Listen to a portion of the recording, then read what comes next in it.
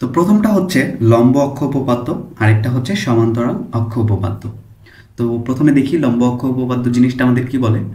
লম্ব অক্ষ উপপাদ্য আমাদের বলে যে আইজেড মানে জেড অক্ষের সাপেক্ষে জড়তার ভ্রামক সমান এক্স অক্ষের সাপেক্ষে জড়তার ভ্রামক প্লাস ওয়াই অক্ষের সাপেক্ষে জড়তার ভ্রামক। তো একটা উদাহরণের মাধ্যমে দেখে ফেলি চলো এই জিনিসটা আমাদের কি বলতে চাচ্ছে। ধরো এটা একটা রিং, আর এটা হইতেছে তোমার ধরো জেড এক্সিস, ঠিক আছে।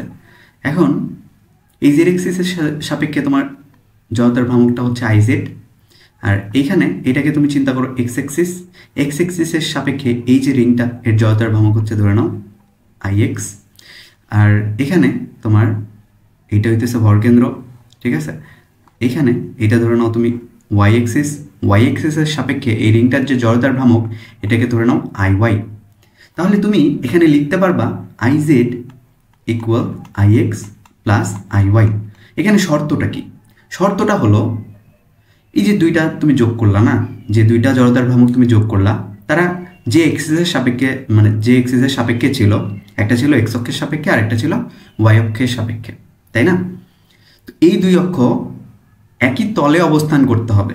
যেই দুইটাকে তুমি যোগ করবা তারা একই তলে অবস্থান করতে হবে, আর যেইটার সমান হবে এই দুইটার যোগফল, মানে এই দুইটার যোগফল যার সমান হবে সেই তল মানে সেই এক্সিসটা সেই অক্ষটা হবে সেই তলের উপর লম্ব।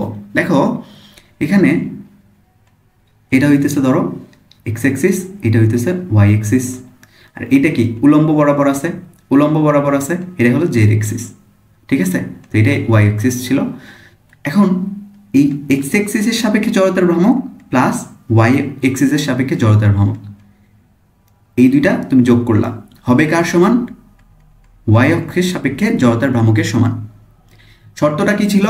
এরা একই তলে অবস্থান করতে হবে। দেখো এরা কিন্তু একই তলে অবস্থান করছে এক্স আর ওয়াই, কিন্তু জেডটা ওই তলের উপর লম্ব না, এই রিংটার উলম্ব বরাবর আছে না।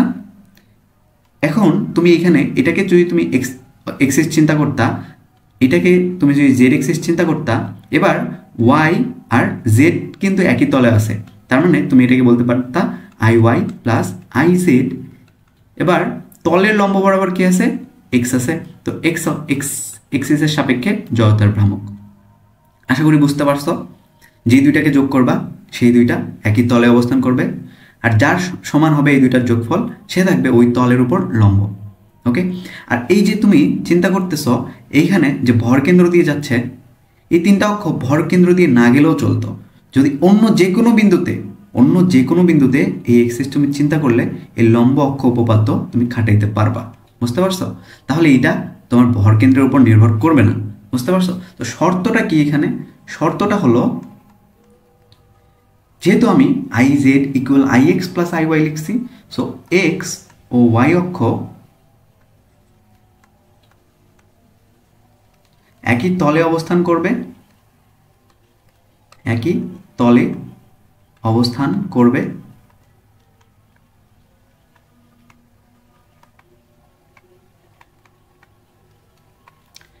জেড হবে সেই তলের উপর লম্ব অক্ষ।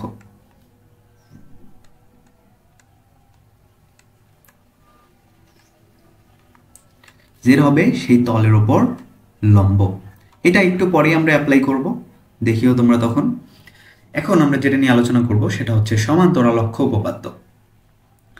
তুমি এখানে একটা যে কোনো শেপের একটা বস্তু চিন্তা করে নাও। ধরে নাও এটা হচ্ছে এর ভরকেন্দ্র। তো এর ভরকেন্দ্রগামী যে অক্ষটা আছে, তোমাকে এইটার জড়তার ভ্রামক মানে এইটার জড়তার ভ্রামক বের করতে বলে নাই। ধরে নাও এটার জড়তার ভ্রামক হইতেছে এই অক্ষের সাপেক্ষে তোমার আইজি, ঠিক আছে। কিন্তু আমাদের এটা বের করতে বলে নাই, তোমাকে বলবে এই অক্ষের সাপেক্ষে জড়তার ভ্রামক বের করতে। বুঝতে পারছো? তোমাকে বলবে এই অক্ষের সাপেক্ষে জড়তার ভ্রামক বের করতে। তো ধরে নিলাম এই অক্ষের সাপেক্ষে জড়তার ভ্রামক হচ্ছে আই। তো তোমাকে আরেকটা জিনিস বলে দেওয়া থাকবে, সেটা হচ্ছে এই দুই অক্ষের মধ্যবর্তী দূরত্ব, সেটা আমরা ধরে নিলাম এইচ। ওকে, আর এই যে বস্তুটা এর টোটাল ভর দেয়া থাকবে, ধরে নিলাম এটার ভর হচ্ছে এম। তো সব কিছুই দেয়া থাকবে, আইজি তুমি বের করতে পারবা, মানে তোমার ভরকেন্দ্রগামী যে অক্ষ সেটার সাপেক্ষে জড়তার ভ্রামক তুমি বের করতে পারবা।